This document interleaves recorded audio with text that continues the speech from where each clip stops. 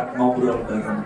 Langsung to the point ke pertanyaannya, dan satu orang mohon izin satu pertanyaan saja biar nanti yang lain kebagi. Langsung ke pertanyaannya, silakan. Dengan Kak siapa, dari mana, silakan. Bismillahirrahmanirrahim. Assalamualaikum warahmatullahi wabarakatuh. Waalaikumsalam. Perkenalkan Pak Ustadz, nama saya Elina, asal dari Lampung. Saya ingin bertanya perihal mendoakan seseorang.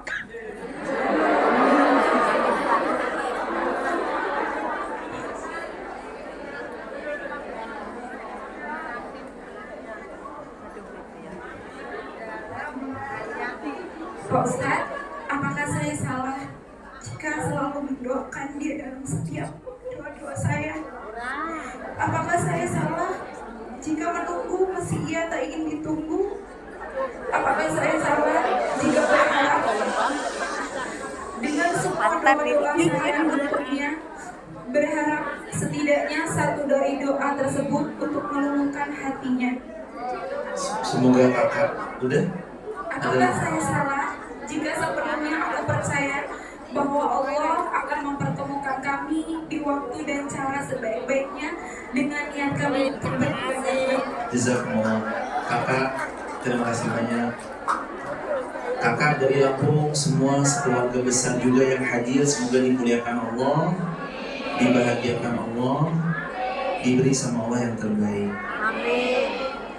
Apakah salah kalau menyebut nama dalam doa-doa malam kita?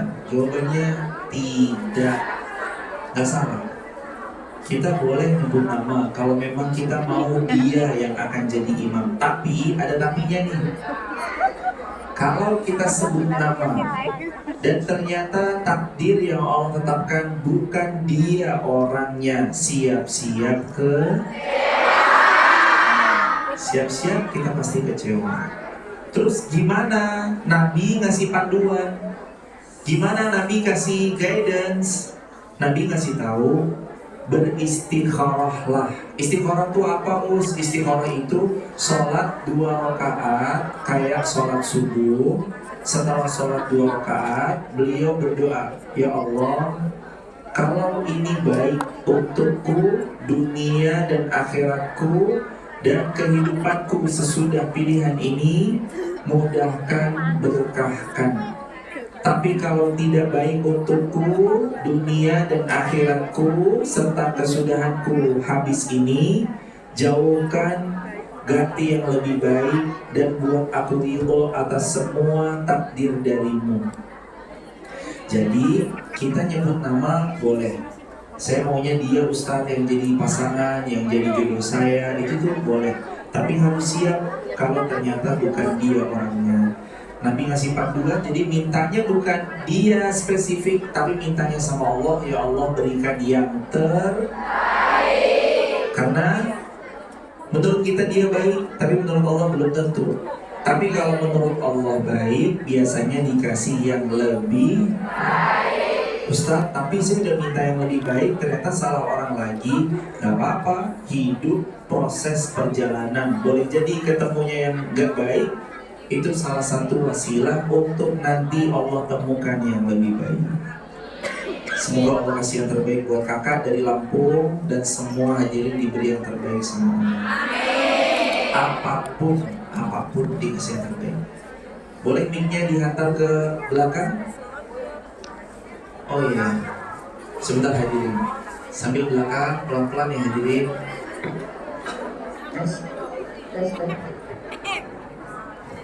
Iya. Habis ini ibu, habis ini. Assalamualaikum. Ibu Ernis dari mana?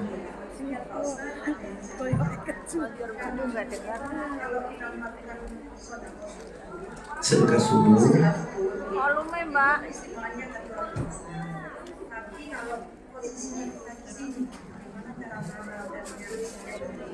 Semoga ibu dan sekeluarga dimuliakan Allah, dan semua hadirin sekeluarga besar dimuliakan Allah.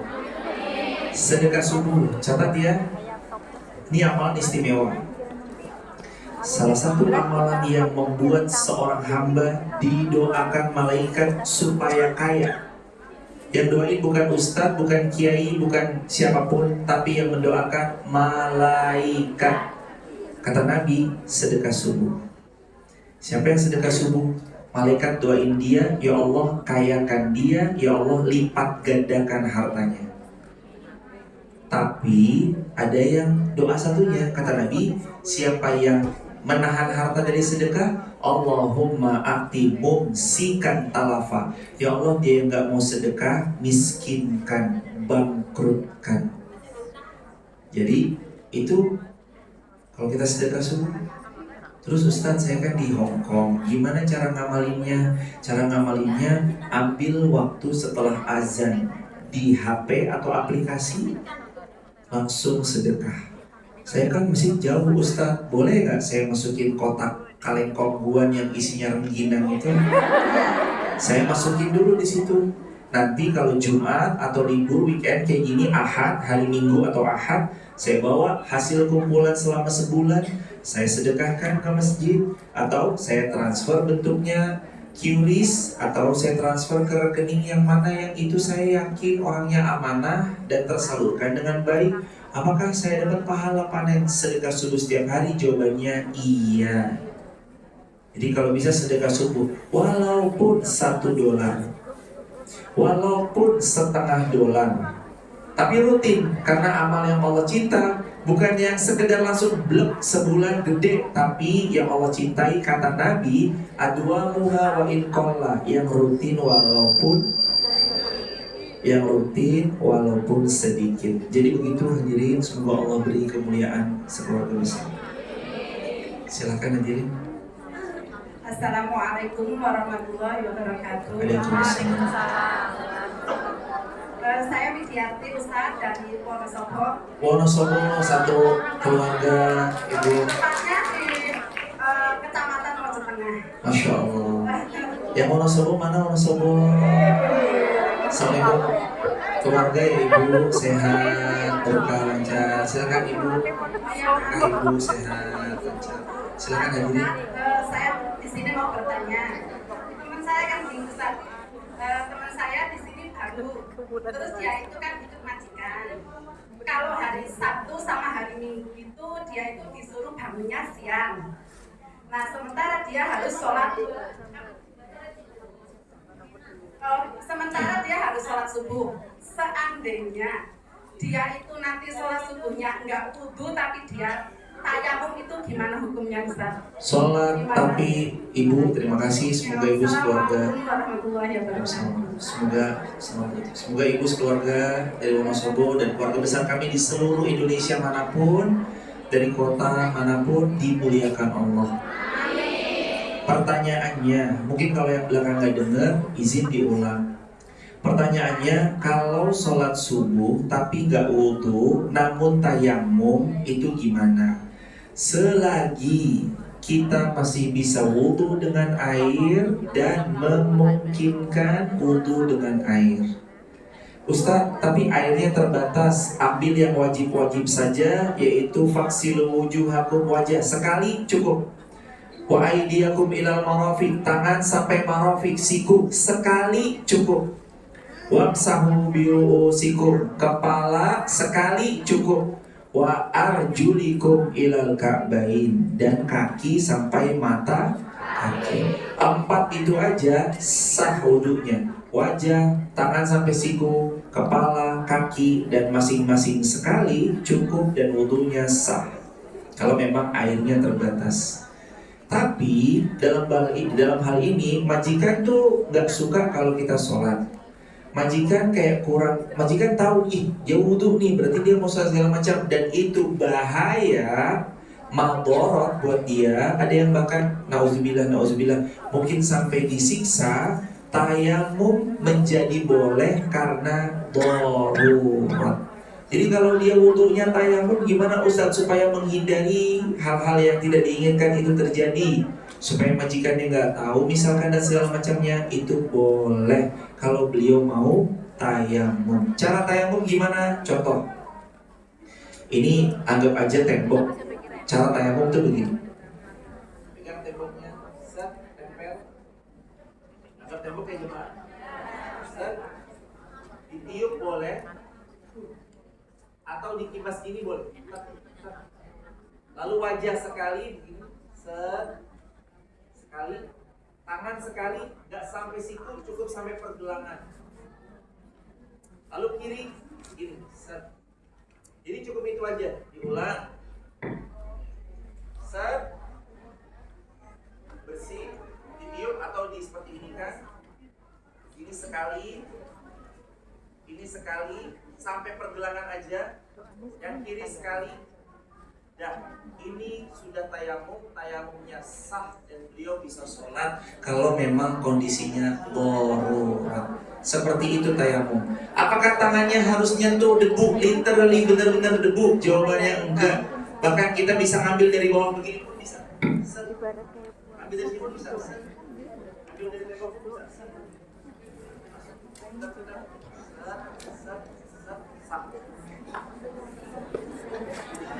Ad-dinu yusr, agama memudahkan. Islam itu mudah, nggak ada yang sulit. Jadi kalau darurat, benar-benar darurat, mengancam nyawa, tayamum nggak apa-apa. Dan itu boleh ya Kak, Ibu, Barakallah, terima kasih banyak. Pertanyaan ke belakang, boleh mikir dioper ke belakang. Bismillah, assalamualaikum Siap. Saya Tomini dari Wonosobo. Masya Allah, Wonosobo, berkah Ibu. Apakah terkena najis besar itu bisa membatalkan wudhu? Dan yang kedua, bagaimana perbedaan antara ghibah dan curhat? Dan wassalamualaikum warahmatullahi wabarakatuh. Apakah kena najis besar bisa membatalkan wudhu? Jawabannya iya. Mohon maaf, kalau najis besarnya berupa kayak kotoran, buang air kecil, buang air besar, tinggal dia berbersih diri. Tapi kalau najis besarnya berupa B4, B1, B4, B1 ya, paham kan? Megangnya, apanya, itu kata Nabi SAW dalam usul fiqh, dalam ilmu-ilmu hadis dan yang lain, dianjurkan dibersihkan dengan tanah atau debu 7 kali. Hadisnya yang menyebut 7 kali. Ini nih tangan kita terus gimana nih? Ya, olesin debu, bilas air. Debu atau tanah, bilas air sampai 7 kali. Kalau itu terkait tentang yang B4, B1, begitu hadirin. Kalau setiap hari Ustaz bercengkrama sama yang demikian, solusinya pakai sarung tangan. Kalau sarung tangan misalkan nggak diizinkan sama majikan, berarti harus pure dengan tangan gitu. Bisa dicuci setiap hari begitu Ibu, berarti dengan tanah. Gak ada tanah, Ustaz. Tanahnya susah. Bisa pakai debu atau dibilas dengan sabun sebanyak 7 kali begitu Ibu. Gak apa-apa Ibu, iya. Iya. Ad-daruratu tubihul, kalau udah benar-benar nggak bisa lagi, balik ke konsep usul fiqh, ad-daruratu tubihul mahdurat. Yang darurat membolehkan yang tadinya tidak diperbolehkan. Dah darurat. Iya Ibunda. Karena darurat ya hadirin. Lanjut kalau. Yang tadi pertanyaan kedua, kalau bisa nanti satu pertanyaan, tapi nggak apa-apa. Bedanya curhat sama ghibah. Curhat, dia meminta solusi, istafti, dia bertanya, meminta fatwa, meminta jawaban atas pihak yang benar-benar kredibel di bidangnya. Kalau ghibah, cenderung kita membicarakan yang nggak ada habisnya. Tahu nggak si fulan? Oh yo si fulan. Akhirnya dia tukang info. Maka boleh kalau kita mau nanya, tujuannya nanya sama yang ahli, nanya sama yang emang kapabilitasnya di sana, itu boleh. Tapi kalau diajak yang selain itu sebaiknya dicukupkan. Barakallahu fiik. Dari belakang tadi hadirin, mic-nya di mana? Boleh. Langsung satu pertanyaan, silakan. Yang tanya Ustaz. Nanti dulu boleh. Assalamualaikum warahmatullahi wabarakatuh. Perkenalkan, saya Ibu Erna dari Blitar. Ibu Erna, Blitar, silakan. Sebelumnya saya minta maaf ya Ustaz, mungkin pertanyaan melenceng. Jadi di sini kan kita ikut majikan, terus di sini ini mengenai Palestina Pak Ustadz. Maaf sebelumnya, makanan yang katanya McDonald sama KFC dan lain-lain itu kan kita harus boykot. Terus di sini kalau kita ikut majikan, terkadang kan makanan yang berikan majikan, bukan kita yang beli. Tapi kita kan harus ikut partisipasi Palestina. Sedangkan majikan menuntut kita kalau McDonald dan KFC itu kan di sini termasuk murah kan Pak Ustadz. Jadi otomatis majikan memberikan makanan itu untuk kita. Kalau kita nggak mau makan, otomatis kita nggak diberi makan. Ini makanan untuk kamu. Yang saya pertanyakan, gimana bentuknya jika kita mau makan makanan itu? Makanan yang asalnya halal dimakan pun halal. Sekali lagi ya, makanan yang memang dasarnya halal dimakan pun halal. Dalam kondisi-kondisi tertentu, kalau apalagi tadi, ya kalau saya nggak makan makanan ini, ya saya nggak ada makan siang, makan sore, ataupun makan yang dapat jatah dari kantor atau dari majikan. Jadi dimakan tidak mengapa, makanan halal tetap jatuhnya halal. Adapun kalau misalkan kita memang punya keinginan untuk menghindari hal-hal yang terafiliasi, silakan, insya Allah itu pun juga bagian dari jihad. Tapi ingat Ibu, kalau itu memang jatahnya kita dan kita nggak punya jatah lain selain itu, dimakan pun halal dan itu tidak mengapa, termasuk dari bagian ya ini jatah saya, tidak mengapa. Daripada misalkan kalau Allah tidak makan sama sekali yang menyebabkan nanti malah meninggal dunia, itu menjadi hal yang boleh. Selama halal maka makanan itu halal. Namun kita kalau bisa sekuat tenaga menghindari produk yang terafiliasi, hindari semampunya. Begitu hadirin. Barakallahu fiik. Amin. Barakallahu. Amin. Yang belakang boleh ditaruh yang belakang mic-nya atau iya boleh. Udah berapa pertanyaan tadi? Ini pertanyaan yang ke-6. Silakan hadirin. Mic-nya boleh dihidupkan. Iya udah hidup hadirin. Assalamualaikum Ustaz. Lebih dekat. Waalaikumsalam. Saya dari Malang, nama saya Putri. Yang saya pertanyakan, maaf soalnya. Baik, Kak Putri. Suaranya Mbak.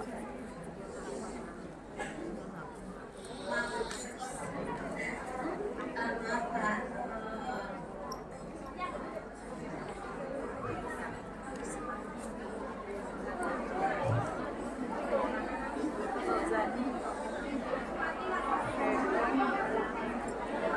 Nangis.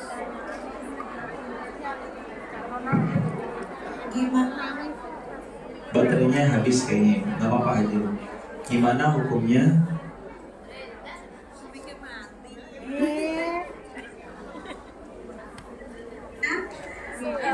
Saat dari bayi sampai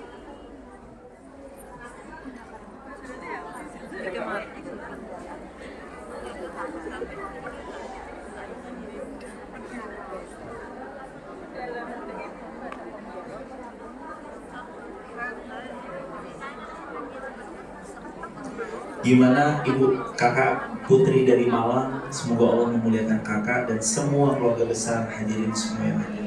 Ini pertanyaannya bagus banget. Gimana kalau orang tua dari kecil tuh nggak pernah tanggung jawab, lalu kita tidak suka kepada beliau, apakah itu termasuk durhaka atau tidak? Bicara durhaka atau tidak, ranah itu jelas Allah Subhanahu wa Ta'ala yang paling paham kondisinya. Tapi atas setiap rasa tidak suka tuh pasti ada sebabnya. Nggak mungkin ada asap kalau nggak ada api. Terus saya ini gimana ya Ustadz? Saya lebih kepada sikap kita harus gimana? Walaupun orang tua kita toksik, ini bolehlah dijadiin update status, boleh jemaah. Update status hari yang ketujuh. Update status yang ketujuh. Udah siap? Ini kalimat buat kita ya, bukan cuma buat Kak Putri, tapi buat saya, buat kita semua. Kalimatnya gini. Udah siap?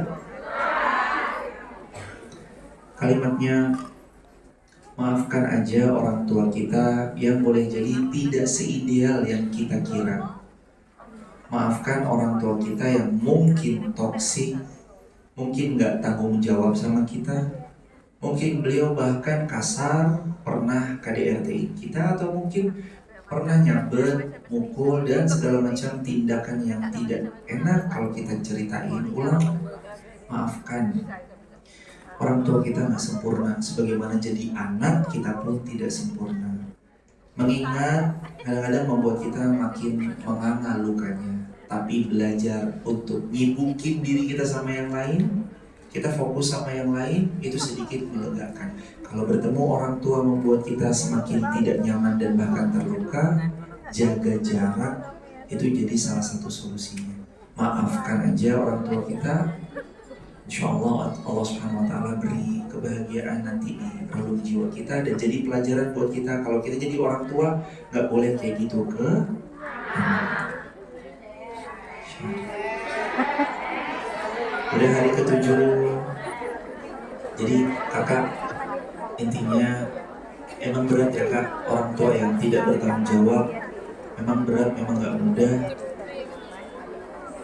Pelan-pelan aja kak, rilis pelan-pelan. Nanti kalaupun kita jaga jarak itu dibolehkan, jaga jarak dibolehkan. Barakallahu fiikum. Amin, sama-sama kak, berkah. Semoga Allah muliakan kakak semua. Last question ke belakang, mic-nya. Ustaz, Iya hadirin. Yang belakang, ada yang mau nanya belakang itu jilbab abu-abu boleh diantar. Siap kak. Silakan. Langsung pertanyaannya boleh. Waalaikumsalam. Habis ini bu, iya. Ibu Suciati dari Banyuwangi. Iya, kan saya di sini, terus suami saya di rumah, dia memblokir saya, makasih sampai sekarang dia nggak menghubungi, tapi dia nggak kasih pesan gimana hukumnya sekarang. Laki-laki sudah menikahi ibu, lalu tahun 2002 memblokir. Tidak tahu kabarnya, tidak mau menghubungi, itu gimana? Ada yang Tidak mau dihubungi. tidak mau menghubungi, tidak mau dihubungi, dan posisi ibu digantung dengan ketidakjelasan. Iya, Ini pertanyaannya cukup mewakili. Mungkin kalau ada yang cukup mewakili, jawabannya ini. Seorang laki-laki yang tidak menafkahi lahir ataupun batin 6 bulan bagi perempuan boleh mengajukan gugatan perceraian. Kalau memang itu yang terjadi, dihubungi susah. Kan digantung gak enak ya. Perempuan kan bukan jemuran, betul? Gak bisa digantung-gantung, harus jelas. Iya lanjut, enggak ya udah. Insya Allah Allah ganti yang lebih. Kalau misalkan digantung jadi enggak jelas statusnya, maka posisi perempuan dalam hal ini boleh mengajukan gugatan perceraian, diurus pengacaranya. Setelah selesai, silahkan nanti beliau punya masa iddah 3 bulan 10 hari. Kalau yang ini 3 kali masa suci, mohon maaf, atau yang menopause 3 bulan, atau yang 4 bulan 10 hari yang meninggal, atau yang hatta yadhna hamlahun, sampai melahirkan kalau dia hamil. 3 kali bersuci, setelah selesai mau menikah lagi diperbolehkan. Begitu. Jadi intinya itu jalan keluar. Tapi kita nggak dosa ya. Tidak dosa kalau kita mengajukan gugatan perceraian kalau memang kondisinya tidak jelas statusnya apa. Makasih Ustaz. Assalamualaikum. Assalamualaikum.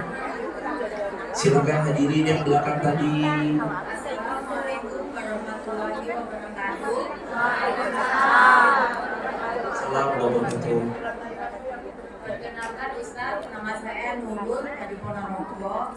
Ibu Nurul dari Ponorogo, silakan hadirin. Izin bertanya Ustaz, apakah salah jika seorang istri lebih memilih bekerja jauh dari keluarganya, jauh dari rumah, daripada mengurus anak dan suaminya? Terima kasih. Semoga ibu dari Ponorogo sekeluarga dimuliakan Allah.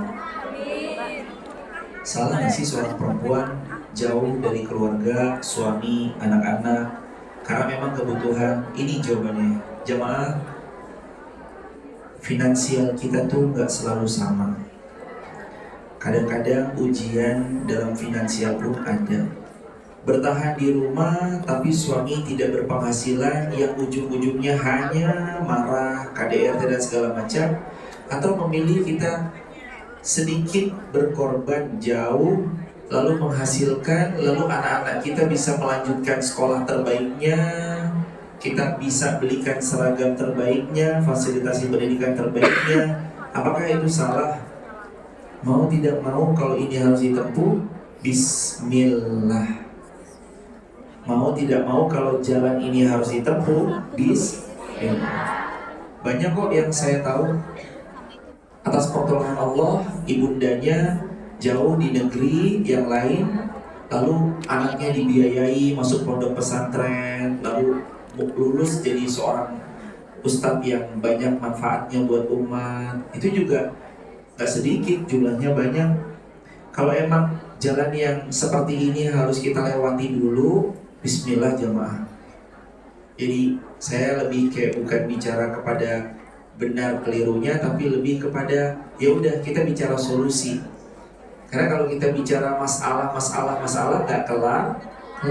Sekarang solusinya rumah tangga kita butuh dapurnya tetap ngepul, betul? Anak-anak tetap butuh biaya sekolah terbaik, betul? Sedangkan kadang-kadang misalkan pasangan belum bisa mencukupi, misalkan, betul? Solusinya mau tidak mau kalau memang harus lewat sini, bismillah. Ibu ingat juga ya satu hadis Nabi, sedekah terbaik adalah sedekah anfaqtahu ala ahli, uang harta yang kamu berikan kepada keluarga. Jadi di sini hadirin kalau dapat rezeki $1, $2 yang dikirim ke Indonesia itu termasuk sedekah terbaik. Jadi itu ibunda juga sedang bersedekah terbaik buat keluarga. Bismillah, niatkan karena Allah Azza wa Jalla. Terakhir paling belakang, silakan hadirin dioper lagi mic-nya, silakan.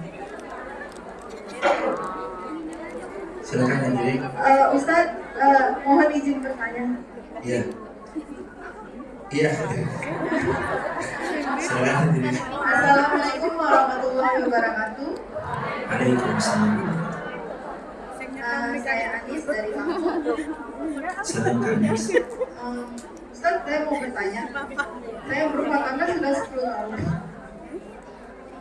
Di tahun ke-7, saya punya problem dengan suami, dan itu mengakibatkan saya hilang rasa. Sampai saat ini akhirnya saya bekerja di Lombok. Apakah saya berdosa Ustadz dalam rumah tangga saya ini? Saya bertahan dalam rumah tangga ini karena melihat anak-anak. Tapi saya menjalankan rumah tangga ini sudah tidak ada rasa dengan suami. Mohon solusinya Ustaz. Bertahan tapi terus tersakiti,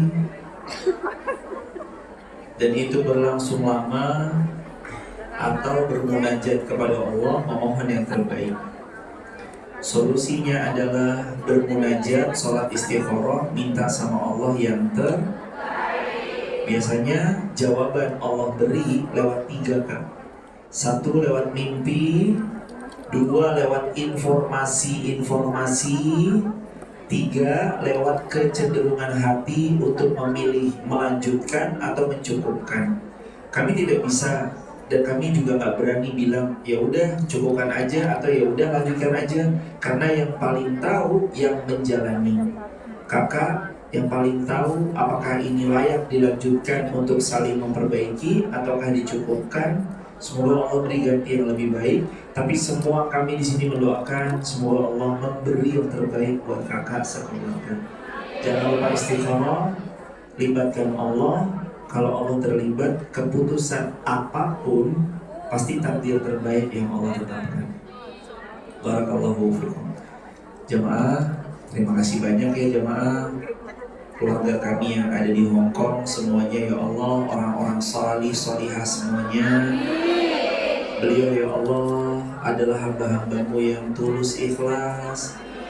Beliau ya Allah adalah hamba-hambamu yang turut berikhtiar memberi nafkah terbaik, sedekah terbaik buat keluarga beliau. Ampuni dosa-dosa kami semua ya Allah. Lapangkan rezeki kami ya Allah. Jadikan kami hamba yang paling banyak bayar zakatnya, paling banyak infak sedekahnya, diberi kelapangan umur penuh manfaat, dan beri kebahagiaan buat kami hidup senang dunia akhirat. Astaghfirullah wa natubu ilaik. Allahumma shalli ala Sayyidina Muhammad wa ala ali Sayyidina Muhammad.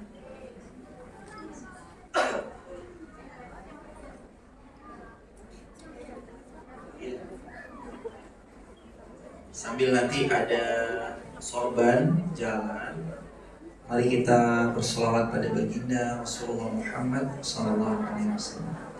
Sallallahu alaihi Muhammad sallallahu alaihi wasallam.